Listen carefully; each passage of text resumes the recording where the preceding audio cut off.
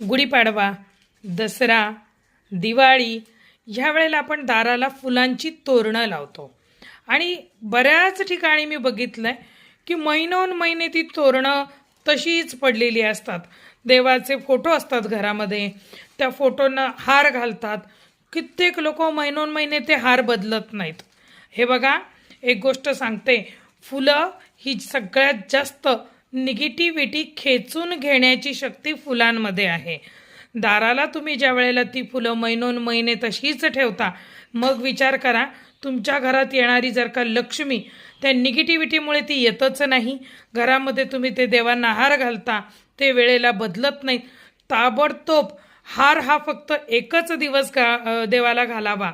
दरवाजाचं तोरण दुसऱ्या दिवशी ताबडतोब काढून ते कचऱ्याच्या डब्यामध्ये टाकावेत, कारण की त्यांचं काम झालेलं आहे.